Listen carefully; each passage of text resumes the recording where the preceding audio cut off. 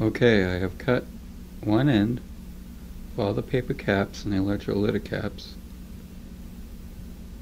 out of the circuit.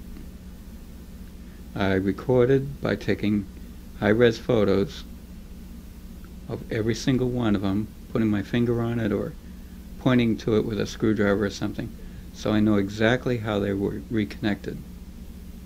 And this will help me immensely when I get new caps and try to figure out where they all go.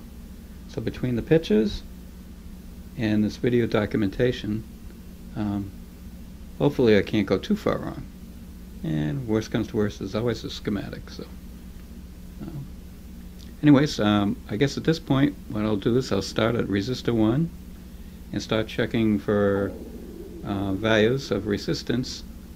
And on most of the resistors, I should get a pretty good reading without having to disconnect them. But I may have to disconnect some of them to get an accurate reading. But as with old equipment like this, these carbon resistors, what happens is they want to increase in resistance with age. So an example like 1K could be 1.2K, could be 1.5K. If it's out of, well actually if it's out at 20% tolerance, I would replace it, but I might even replace it even if it's 10% out. And so anyways, that's the next step. Let's get out a digital meter and we'll start testing the resistors and see if they're in tolerance. Okay, because I'm one-handed here holding this camera, I think the easiest thing to do is I hooked up a couple alligator clips so I can do everything with one hand. And as you can see here on the meter, shorted out together the overall resistance of the meter, the probes, and the alligator clips is 1 ohm. Shouldn't affect much of anything. Okay, let's start. Let's see. Let's look for R1. There's R1 right there. I don't want to get too close. I don't want to get out of focus. Looks like it's on pin 3 of the 12SA7 to ground. Not chassis ground, but to ground. I guess it's a floating ground because it's a hot chassis. Anyways, 12SA7, if you look down here, it's the bottom tube. Now, if you hold it up like this and turn it over, okay, 12SA7 ends up being here. See these 3 tubes in a row? 12SA7. Okay, 12SA7 goes between pin 3 and ground. Yeah, okay. Continuing on, these numbers on here are so small, I'm having a hard time reading them. So I think the next thing I'm going to do is use a magnifier and then rewrite the numbers for these tubes because it's really getting annoying. I really thought that was a 3 on the grid there, but that's not a 3, that's a 5 that R1 connects to. So let me rewrite that and I'll be right back. Well, that's much better. Now I wrote in all the numbers for all the pins and the tubes. The 35Z5 down here was really bad. See where I wrote in 8? Yeah, I couldn't make that out, no matter how much I blew it up. So I just looked it up in the tube specifications for 35Z5 and found out quickly that that was pin 8. So we're all set now.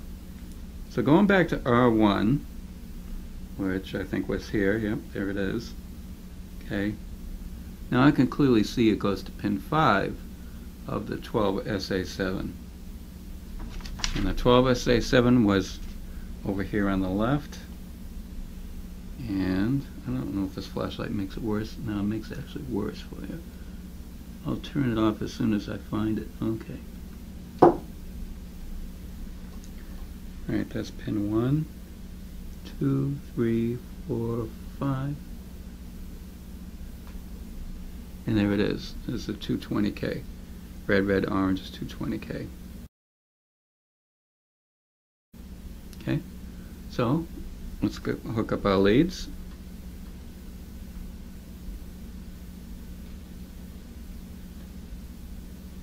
And see what the meter reads.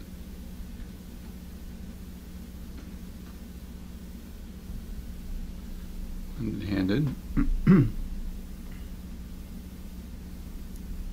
It says 20K. And it's supposed to be 22K. So, 10% out of tolerance, up or down, would take 2K off of that. That would bring it down to 20K. That would be 10%. 20% would be 4K up or down.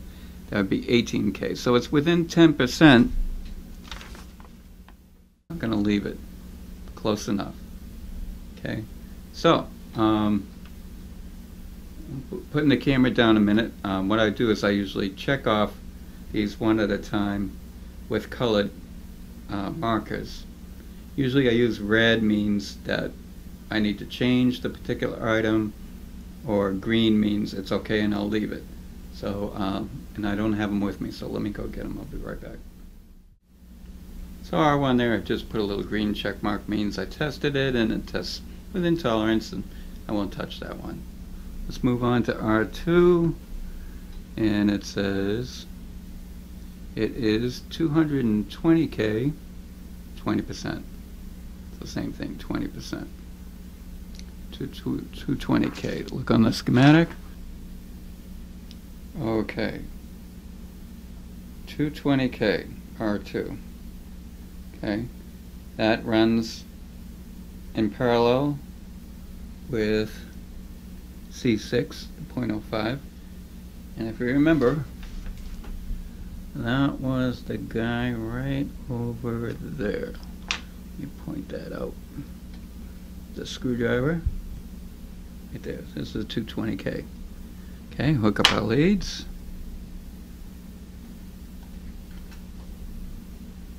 One here.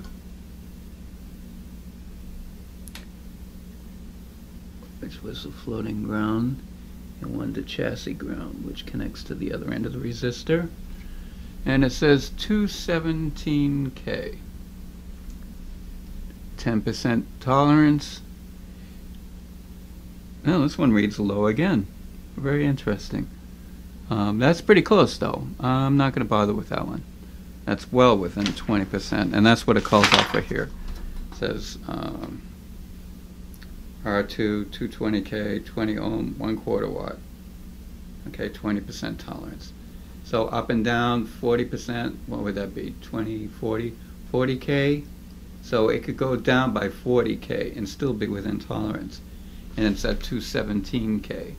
That's plenty good enough. So that one's a keeper too. So I'll just go over here, switch hands because I'm right-handed, and put a green check right there. Okay. All right. And just keep going down the list until I get to R12. Only 12 resistors in this guy, looks like. And then I know what to order as far as the resistors. And I already know what I need to order as far as the capacitors, all the electrolytics and paper ones. And put in the order for Mauser, and then wait for the order to come in. While I'm waiting for these parts to come in, I think what I'll take a video of next, like I said before this video, this section of the video, is put that turntable on some kind of adapter, homemade adapter, where I can get to underneath and then start working on it and see if I can get it going right. So waiting for the parts now, and next look at the turntable.